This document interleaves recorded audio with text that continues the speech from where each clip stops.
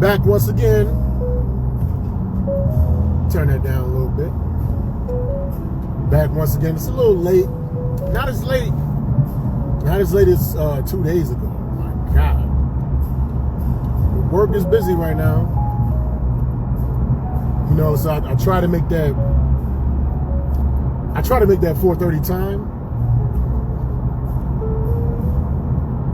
But it always doesn't go the way I intended. But the point is consistency. And the point is keeping your own promise. You set certain goals and certain standards, things that will better yourself. At the minimum, keep the promise. You don't got to go all super hard trying to change the world in one day, but just show up. This is my 4th day in a row doing this. I think I did it Friday. It's really the 5th, but me actually calling it something. This is my 4th day. I'm chewing gum. Very unprofessional on camera. Take that out. Get rid of that. Just I was working all day. My mouth was extremely dry, and I had the all-day breath. I had a beef patty. A Costco beef patty for lunch. I had 2 of them. So, breath was, my breath was werewolf. You know what the werewolf do? The moon come out, just howl at the moon. But I was waiting until I get on 91 before I necessarily started. Anything in the news? Nothing in the news that I could think of off the top of my head, really. Like I said, nobody even talk about the Michael Jordan stuff anymore. It's been debunked, and it was just so corny and such a reach by people that aren't fans of him. Way more people love Mike than they don't. So that's why that video didn't get it. That is bull. On to the next. I ain't really hear nothing major today. I guess there's a lot of videos of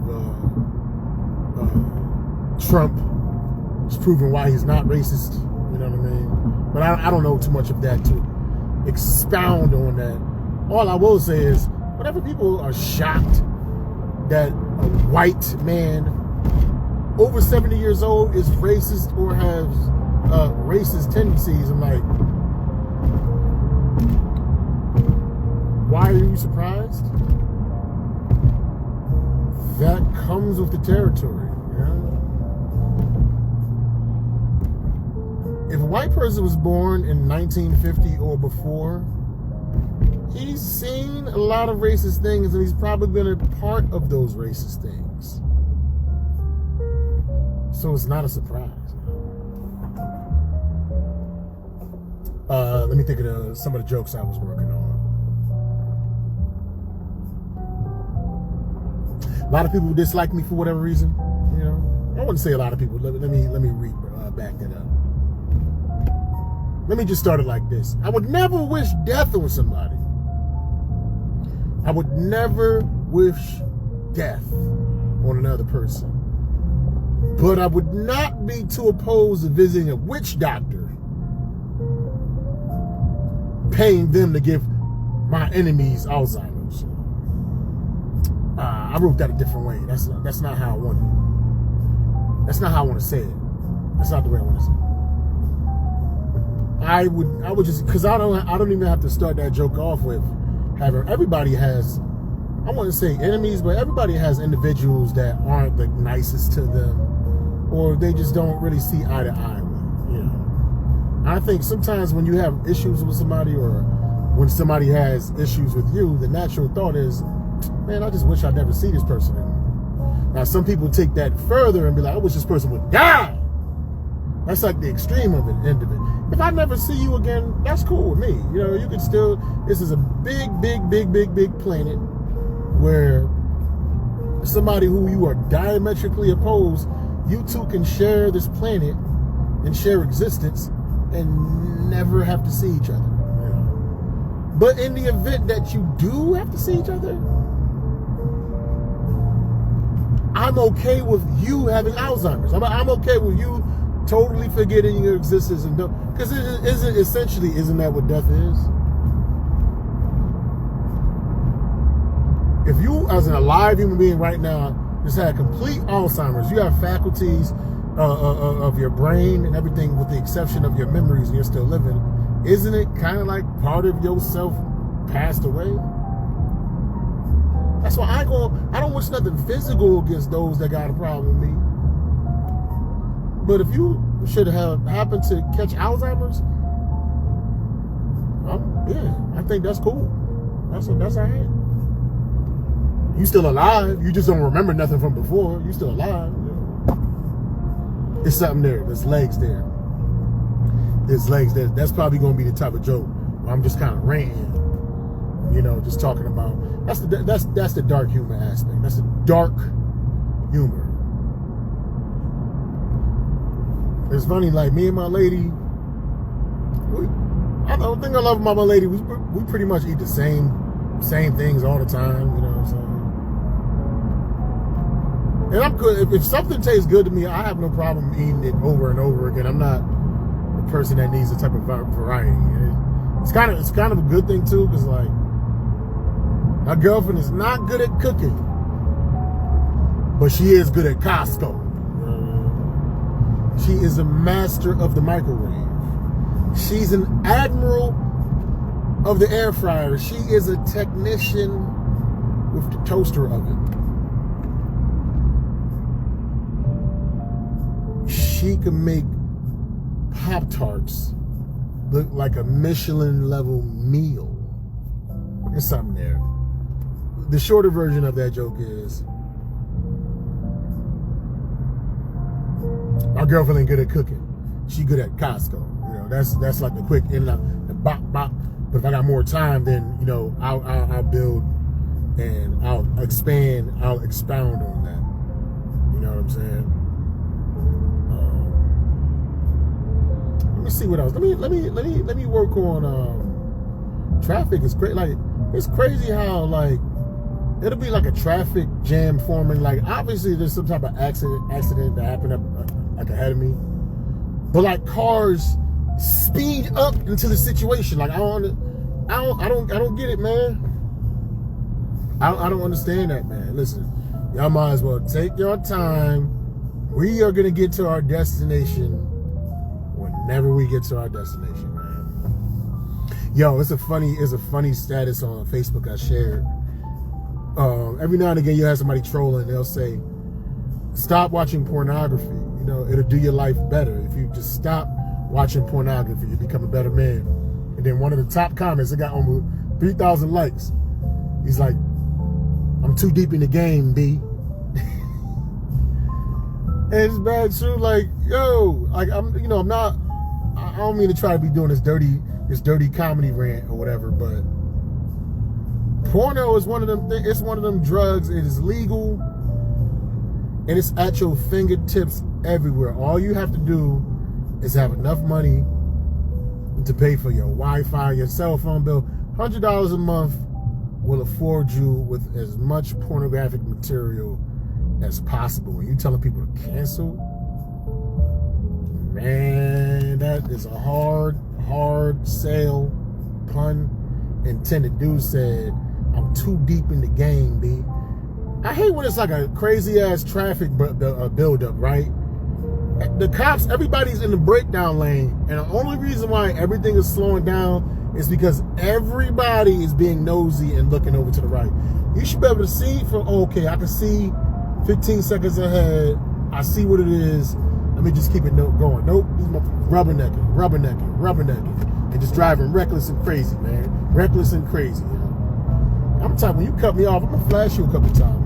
I'm very, very gangster when I'm behind my car. I'm flashing you. I ain't gonna look at you, but I'm definitely gonna flash you. Because people be having guns nowadays, they will shoot in your car. So my road rage is just me flashing my lights. I won't beat the horn either. Like my road rage is me flashing the lights. I might brake check, but even that'll get you shot. But when you go ahead of me, I'm flashing you. You're not gonna slow down, even though it did happen one time. Like one time in the morning, somebody cut me off. They did a terrible cutoff. Cut me off on the right. Like they passed me on the right, cut me off, and then slowed down. So I just kept flashing. I flashed them for like at least 2 minutes straight. I was on some BS. Then all of a sudden, when I stopped flashing them, I tried to get to the next lane. They stayed in front of me. I went to the right lane. They stayed in front of me. I was like, oh, it was a real road rage moment. He was so mad that I flashed him for 2 minutes, but he initiated the wrong in the first place. For every lane I went to, and I was like, damn, this car's behind me. I was gonna try to signal right, but then go to the left lane on some Simpson-ish. I say that to say this: the road rage, it just ain't worth it. It's not. It's not worth it, man. People cut you off. They want to speed and go ahead.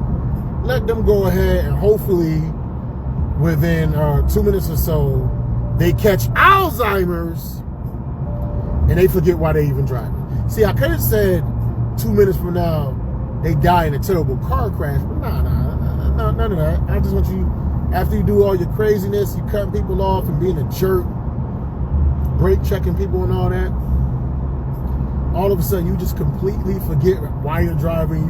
You forget why you're on Earth. Yeah, I'd rather that happen to you.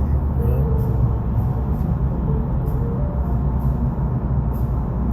know? What else we got going on? Oh yeah. Earlier I was talking about, and this it don't only got to be jokes. Let me just rant real quick before, because I ain't gonna keep this one too long. I kept the other one out the other day an hour long. I got accepted. I won't say the comedy festival, but I got accepted to this comedy contest. Not a festival, a contest, right? I think I paid $30 to get in. And a lot of these contests, they cost money, but part of the money is what they use to build the pot of whatever it is. Now, I know these contests are always rigged in some way, shape, or fashion. So I never go, unless it's like one-off contests, which I've won like 44 of those. Like little contests, open mic, wind up being a contest. I win those all the time. But these structured contests where you can win $1,500, $2,000, $3,000, whatever, residencies at clubs and things like that, my personal experience is that they always rigged in some way, shape, or form or fashion. So I don't go in with the mentality, oh, I'm going to win this money. I try to give myself wins that I know I'm going to have. Like, I know I'm going to have a great performance. That's a win. I know I'm going to have a great tape. That's a win. I know I'm going to do some great networking. That's a win. Even though these contests are rigged, in my eyes, I've still gotten work because I've networked and I've met different people in these situations that I wouldn't have met if I didn't do the contest. So, I see I got accepted for the contest, and then I'm reading through the fine print, and it's like, well, this isn't the actual round. This is the preliminary, and it's audience based. But if the audience likes you the most, you'll go to the next round. So just make sure you tell your friends and your family, and the more tickets you sell, the more people show up, the more people on your side. I'm like, it's a bringer, man. It's not a real contest. It's not a comedy contest. It's a marketing contest. Because a lot of these clubs, they don't want to pay the money that it costs to promote and market their establishment. Your establishment should just be known for having good comedy and good food.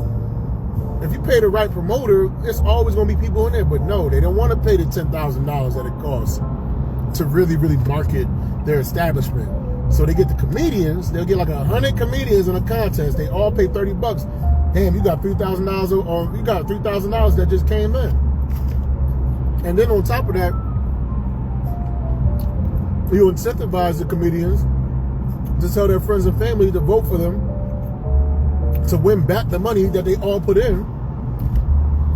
And then when you got 30 comedians, each of them bring like 5. Now you got 150 people that all paid $20. So that's $6,000 right there. That's $9,000 the club got already. Bang.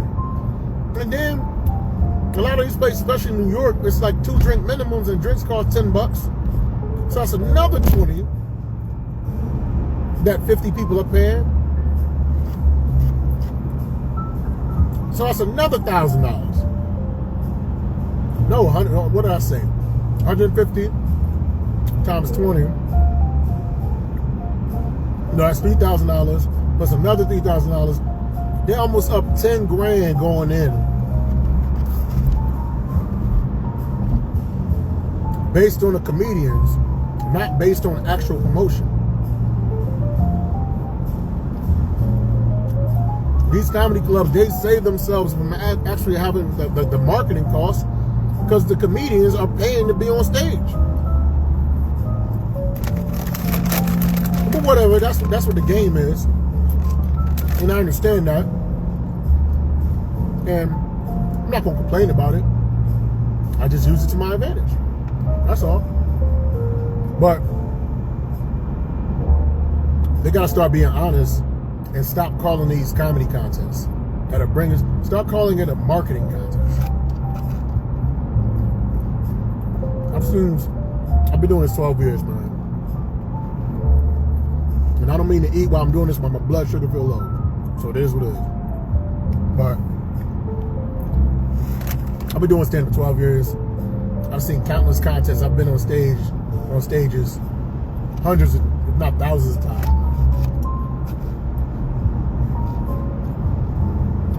I've been in countless contests. I know what it is, man. I don't got a crazy following like that. I think I'm a solid act. If you book me, you're gonna get quality. I will automatically tell people, but I'm not a draw that can guarantee hundreds of people, but I can guarantee a good performance. The club or the venue or the situation, that in itself should just be the draw. And if you want comedians that are actual draws, you have to pay more money. That's just what it is. A true national headliner with a following, that's going to cost. And usually, a lot of these comedians that are a natural draw, if their name's on the marquee, how much do they usually be getting? Sometimes minimum $10,000. What did I say? Like marketing firms and things of that nature charge $10,000. There's no way around that, unless you do like I said. You had a comedy bringer situation. 30 comedians that all have to pay to be in a contest. 30 times 30. It's $900,000, right? And then each comedian convinces 5 of their friends and family to come through. That's 150 people. Usually comedy tickets for $20.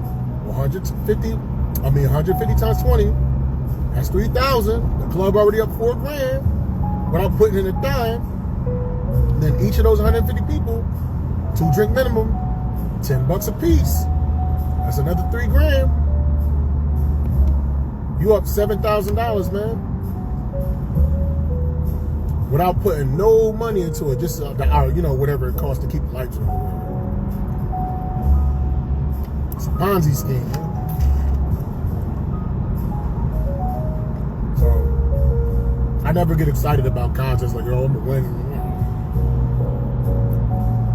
Performing my ass off, killing, crowds cheering. After the concert's over, why didn't you go to the next round? I'm like, that's just what it is, man. It doesn't even bother me no more.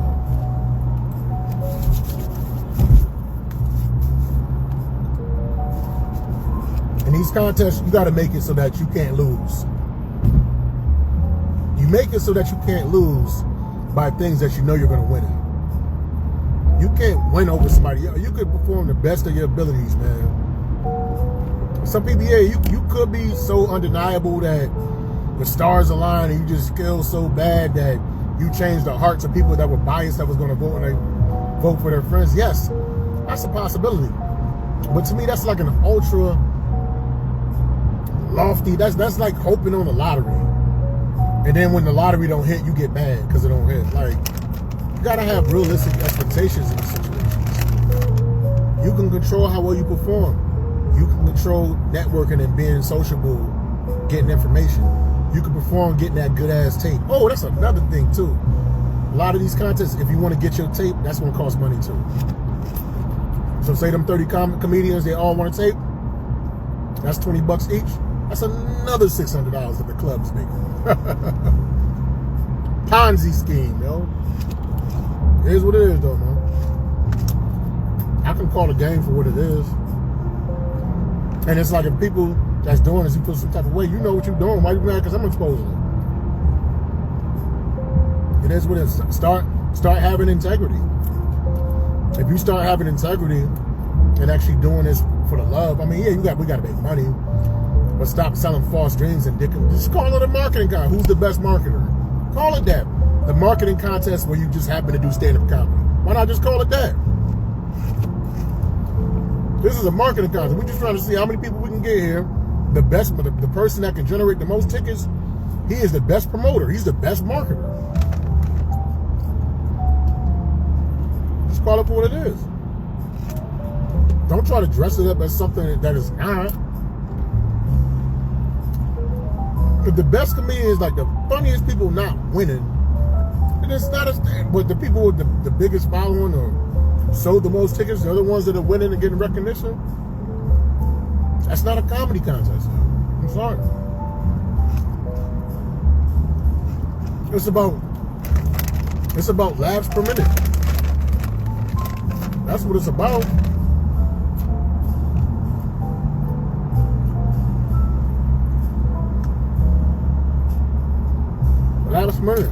Laughs per minute. Club is responsible for filling the seats.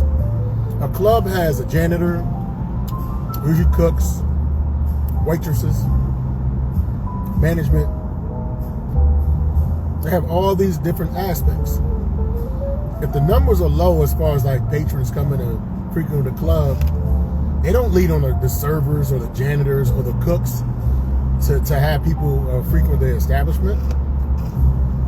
But they lean on the talent and the comedians to do that? No. Pay for promotion. And then a lot of comedians, they're just not good at marketing. They're just not good at it. They focus on jokes. They ain't focus on people coming there, pestering their family. Their family done heard they bum-ass jokes all this time. They like, come on, man. That only work for new comedians, too. That's why bringers, they usually suck the adrenochrome of new comics because they don't know no better.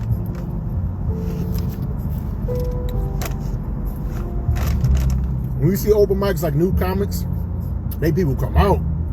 It'll be like 30 people coming for one person at an open mic. Once your friends realize you booty cheeks buns, or they're used to your jokes and realize you're not that talented, they're not gonna come out and support. Or they just used to your stuff in general. They ain't gonna come out like that no more. You get the support in the beginning as a comedian. People come out. Then they just go for a while where you ain't got nothing unless you like real good with social media or just a real outgoing person, which all comedians aren't. Like some comedians they just be in their little shell until they crush it on stage. So you go through that long lull where it's like nobody's supporting you, but you're still developing your craft. And all of a sudden, boom, you finally catch on. And people think you're an overnight success. They don't realize the grind all these years when nobody was really checking for you, but you was developing your craft, trying to do it the right way, not just trying to be just some dude with a gimmick on social media that doesn't even really translate on stage. So you got to surround yourself. You're the big social media guy. Everybody come to see you, but you don't really have an act. So you surround yourself with actual comedians. That's dope. Insulate yourself. Which is cool. I mean, hey, that's a business model. A lot of famous social media comics that haven't really got no act, but they surround themselves with real comedians. I mean, that makes sense too. If you got an actual established comic that got hours and hours of material can kill it and crush it, but just never really develop that connection to get people to come really see him like that, and then you got the social media guy who can't tell more than 2 minutes worth of jokes, but everybody just like his personality online. You blend them together. To me, it's a perfect marriage. It works. It definitely works. I don't gotta call it out. You see it. There's a few of those factions that's famous right now. Say that 3 times fast. It is what it is. Or some social media guy that got millions of followers took a liking to me, wanted to take me on the road, help him with his jokes, but I be a person that's actually doing stand-up. I would love to do that situation. And I would help cultivate and tell who they at. You know what I mean? I do that. See, it's open mic hour, man. I'll tell a couple jokes, but wisdom gonna come out of it too. And I can say I got wisdom because I'm about to be 47 years old, so obviously I survived somehow. I got some type of knowledge.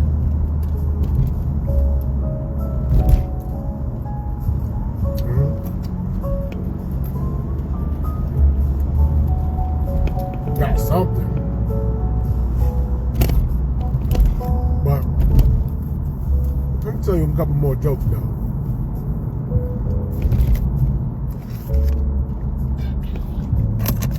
Let me think of something.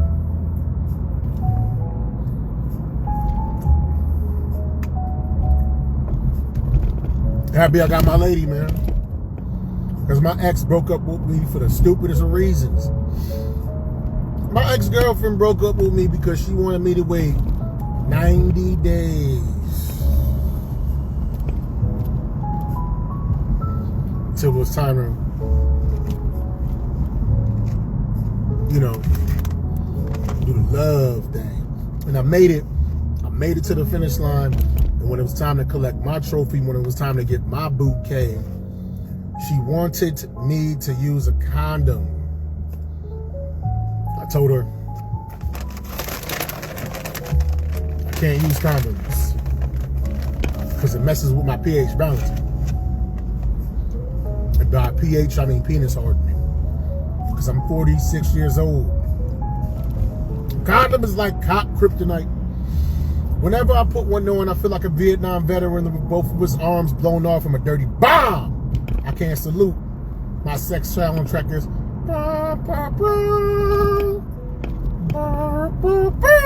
She gave me the dishonorable discharge. So it was a good thing we broke up, man. Because she was filthy. This chick was so dirty. Whenever she got out of the tub, it looked like Saturn. Because it had that thick ring, man. Thick ring. How people just live filthy, like dirty, like don't you itch? Don't it make your body feel uncomfortable, man? I feel dirty. My hands is dirty. I'm eating this trail mix with dirty hands. That's how I know I'm a blue collar worker. Cause like before, I used to try to wash my hands. I mean, I still put hand sanitizer or whatever, but I would be like, my hands are dirty. Now I'm just like, whatever. If I ain't dying, it's making my stomach stronger. Got dirt, oil, acetylene, you know what I mean? Argon on my hands, my bump. If I'm gonna go out with no fear because I eat with my hands dirty. They're gonna say, this man, he wasn't the toughest man in the world, but he wouldn't wash his hands after work and he'll still eat. Fearless. Gangster.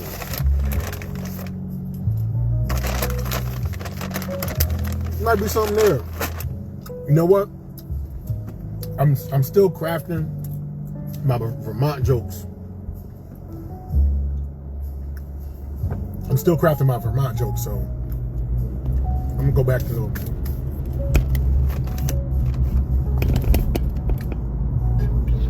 I'm gonna run that whole set again.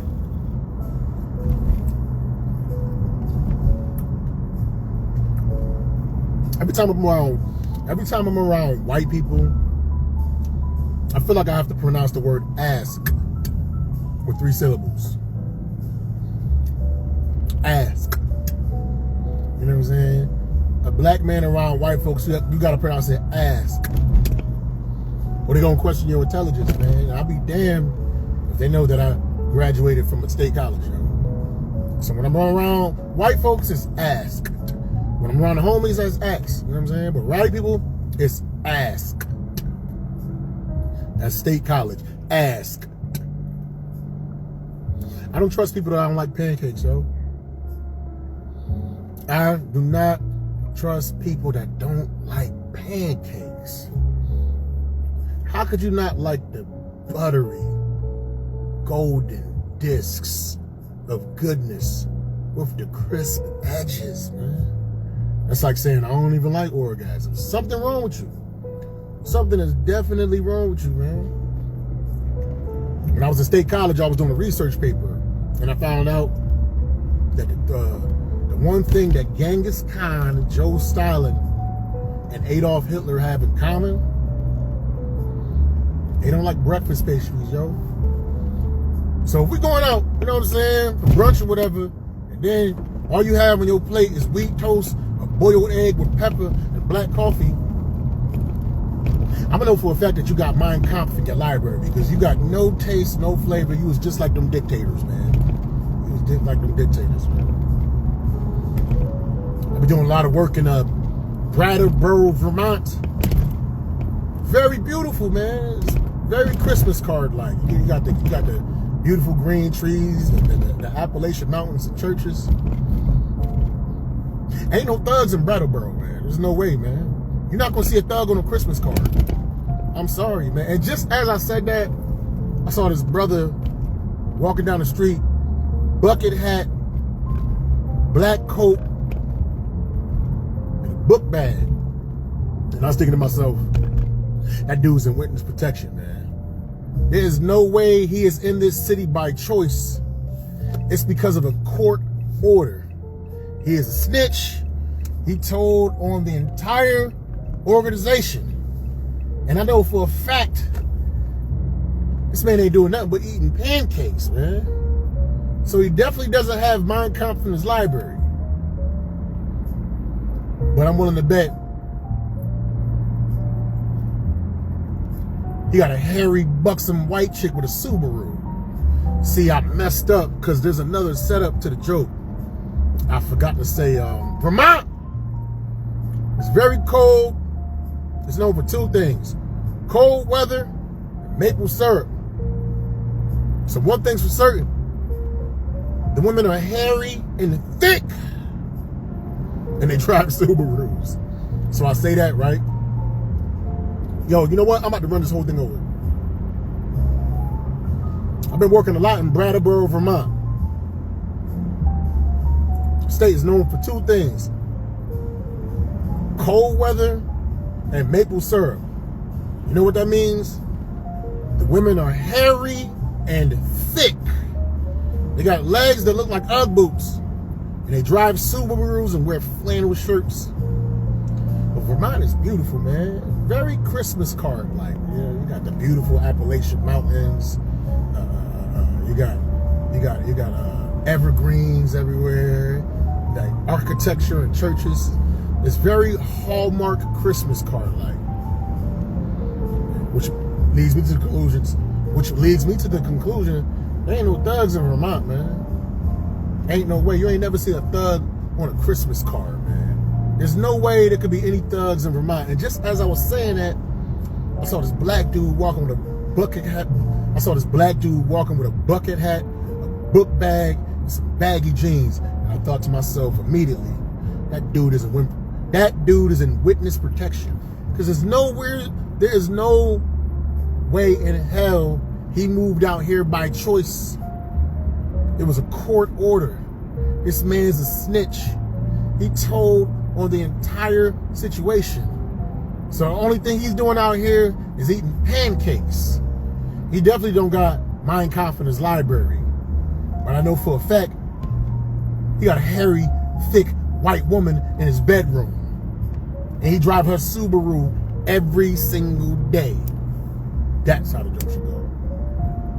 Because I did callbacks to the pancake joke, right? And I'm trying to do callbacks within jokes, like within themselves, man. You know what I mean?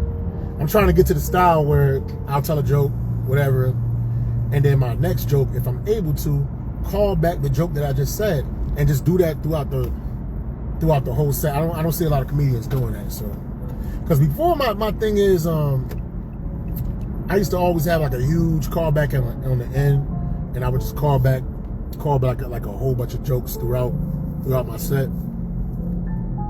Like I had this bit where I said, you know, man, I'm getting older. I'm suffering from health issues. I probably don't got that much time, man. I'm probably gonna be dead in like 2 weeks, man. But it's cool when you die, because, you know, nowadays, especially if you got some friends with social media, your page blow up. You understand what I'm saying?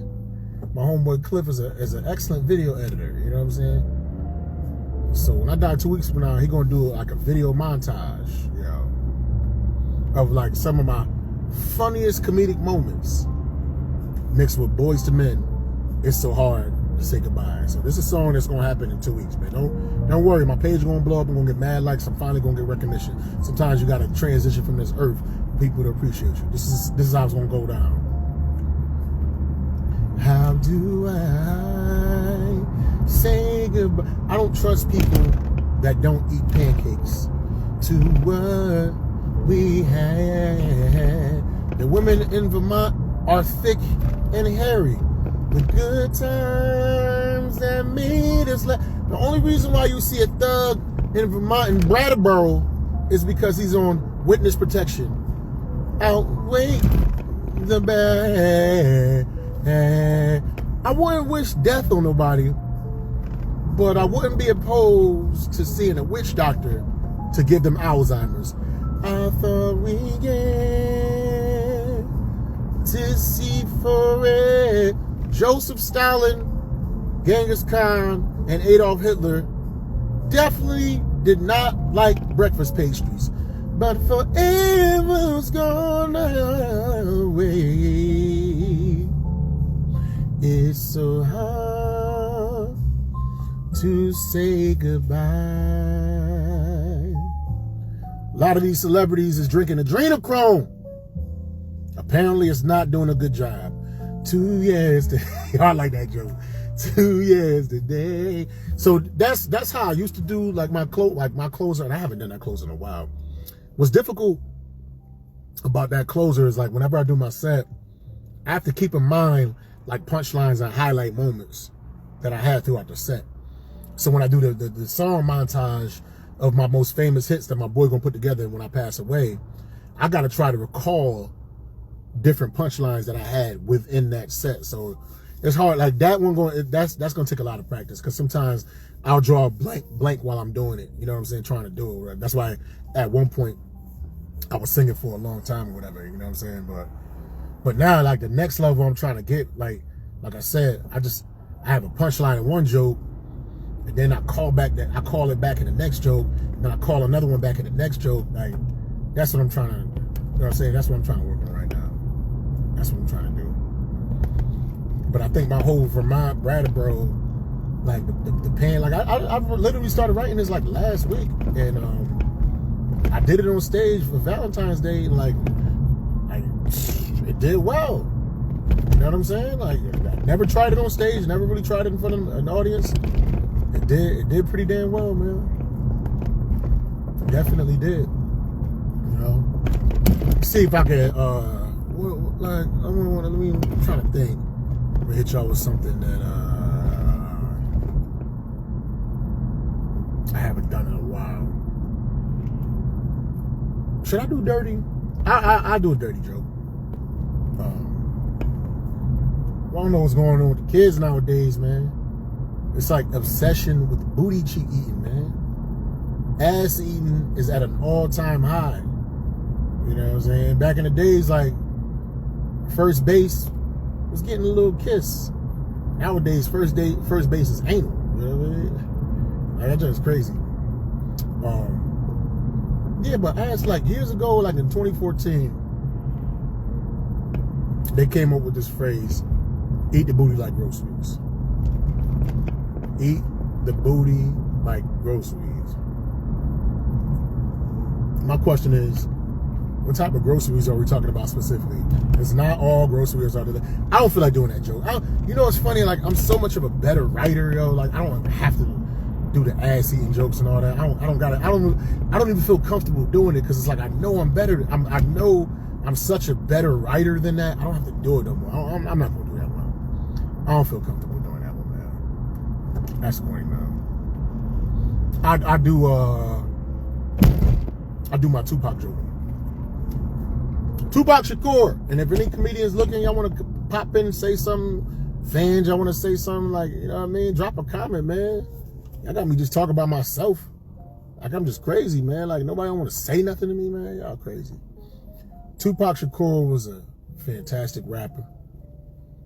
You know, I mean, it's a matter of taste, but, you know, he was definitely a global icon during his day. You know, some would say a poet, some would say a revolutionary. But, like, a lot of his lyrics didn't make no sense, though, if you really, really break it down. You gotta figure, this dude was barely even 24 years old, you know what I'm saying? And a lot of his stuff just didn't add up. Like, he had that song, Dear Mama, and he had that famous line that's quoted for years. Even though you was a crack fiend, mama, you always was a black queen, mama. You see how that don't really mesh and max up together? Because I got my state college education, but, you know, during my studies, my thesis papers, I've never heard of a strong, regal, powerful black queen that loved to do crack. Could you imagine Queen Nefertiti about to go into the war with the Romans? And I don't read too much, so I'm just making shit up as I go along. We have to defeat the Romans, but first we need something to make us feel invincible. Special stones. Bring us your finest crack. You see how that don't make no sense? Crack in Queens. I know they sell crack in Queens, Manhattan, 2 for the $5, cheapest box ever. Don't ask me how. And I know you're wondering to yourself, why did I give a strong, beautiful African queen a British accent? Because in Hollywood, all strong, beautiful African queens and kings have British accents for some strange reason. They do, man. They do. Every time they're from Africa, and you know what I'm saying, they in a movie, they be talking like her, like, you know, Frank. I was about to say, man, I'm in a bad area right now. If it cut out, yo, listen, I had a great time. A couple heads popped in here or there. You know what I'm saying? Oh, somebody gave me thumbs up. I appreciate that.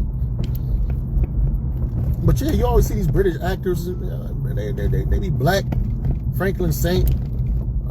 His real name is Damson Idris Elba. You know, they be the hardest dudes. You know what I'm saying? Hey, Jerome, just recognize we out here just trying to do the best thing that we can out here. You know what I mean?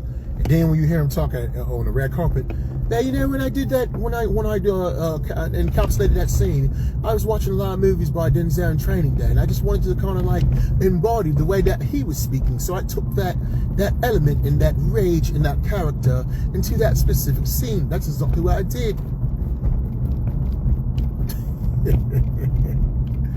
Oh man, listen, I had a good time.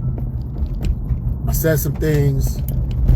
Definitely gonna have to go back and listen to this, because I definitely ranted off a few pretty good ideas, and I love, like, my Vermont stuff is coming together, because it's like, yo, I really be working out there. Like, this ain't nothing I'm making up. This is stuff that I'm seeing, and it's something about Vermont. They say, like, when you go to the pyramids in Egypt as a black person, they say something come over you, and you feel like some type of spirit. You know what I mean? And it just kind of open your mind up.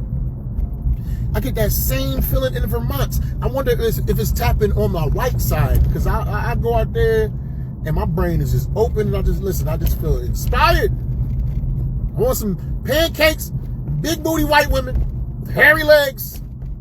That's what I want, man. But I got my Puerto Rican girl. with the Hawaiian buns who loves and adores me. And that's all the lady I need, man. That is I just ended this. Man, did I just end this pod on a goofy note? Whatever. I don't care, man. Holla at y'all. I'll see y'all tomorrow. I'm going to keep doing this. Y'all going to start coming in. Y'all going to start checking in. Y'all going to start tapping in to tap in. You know what I'm saying?